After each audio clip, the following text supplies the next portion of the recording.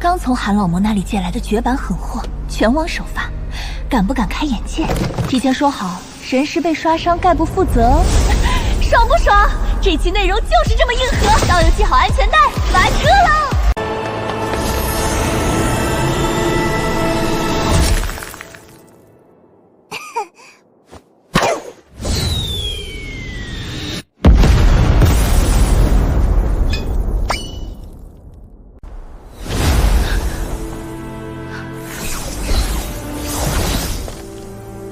白道友，你似乎中毒不轻。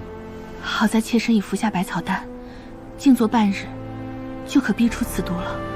韩某也是刚刚结束炼丹的，道友若是早来片刻，在下能否脱身出手，还真是难说。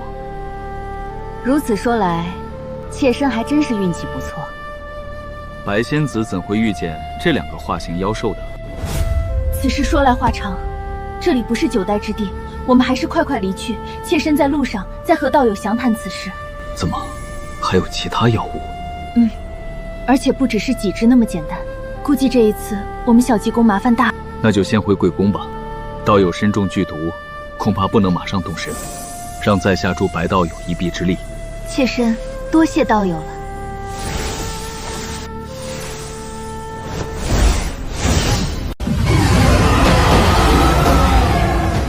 白师妹，你没看错吧？他们真的搅和在了一起。那只青背苍狼是万妖谷中万年狮猴并驾齐驱的副谷主，不会看错的。况且追杀我的2只8级妖兽也不是滨海出身。如此说来，万妖谷和滨海妖兽联手了。韩兄，这次多谢你束住白师妹，想必你也累了，先在贵宾楼好好休息一下吧。过2日给你介绍2位道友，他们可都是大晋赫赫有名的散修。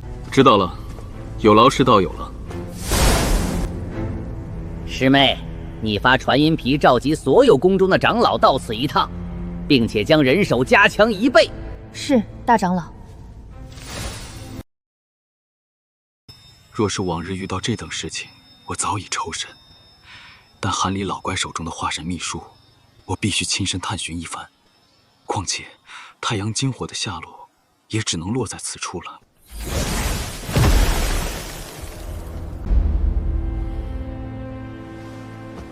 阁下是白仙子的堂姐？不错，妾身白梦欣是小极宫的内宫长老，也是宫内修炼了极寒之焰的修士之一。哦，在下听韩离道友说过，除了他之外，贵宫还有2人修炼极狠之焰。原来道友就是其中之一。不知白道友突然到此说出此事，有何指教？没什么，听说韩兄神通了烛，妾身想用风离冰焰与道友的紫罗极火切磋一下，不知道友可否赐教一二？韩某久闻贵宫3大寒焰之名，不过道友就打算在这里切磋？为何不行？妾身只是试试道友的寒焰威力，又不是真的争斗拼法。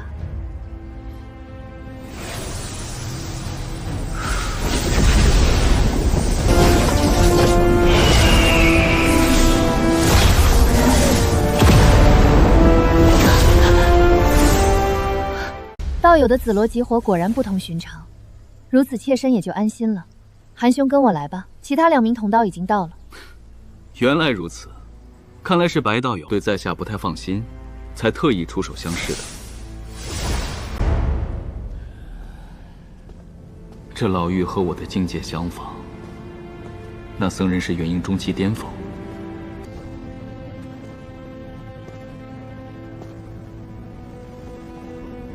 龙夫人，魔鹫大师，这位就是韩道友。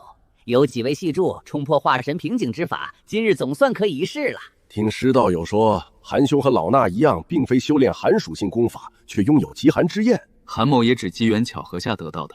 原来如此。听说道友的寒焰是自己独创的，新寒焰的出现可都是数万年前的事了，不知能否让老身见识一下？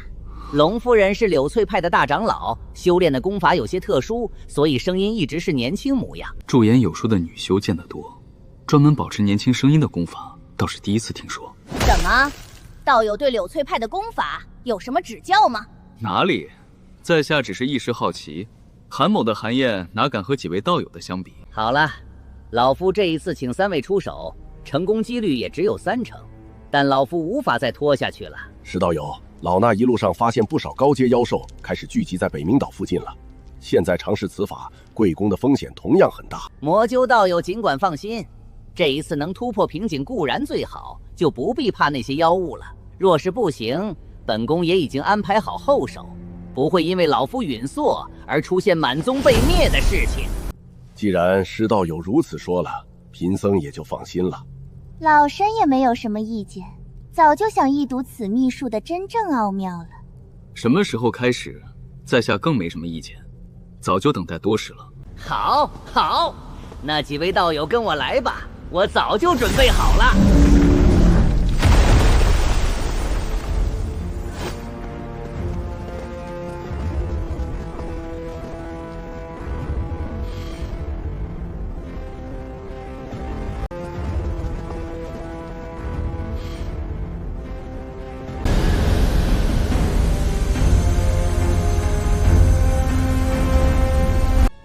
韩离道友，这些道友是？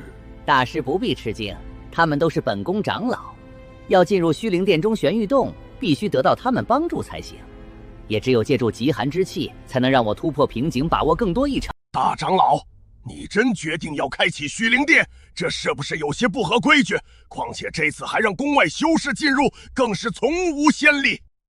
一名元婴中期，怎敢对后期大修士如此无礼的？叶长老多虑了，历代先祖并未说平常不能启用，现在群妖压情，特殊情况，况且又不是三座齐开，施某身为大长老，这点主难道还做不得？就算如此，本座身为监察长老，也绝不同意此事。叶师弟执掌监察灵宝，的确有资格反对，但我若争取到半数以上长老的同意，你的反对也是无效的。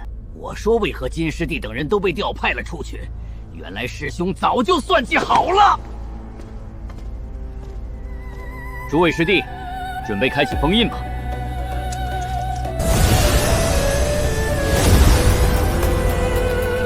这难道是创立小济公的上古祖师？此女与乱星海的虚天殿会有何渊源？诸位师弟小心啦！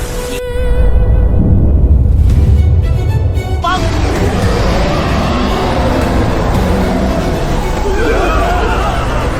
这点寒气还奈何不了我。天蓝冰焰起！阿弥陀佛。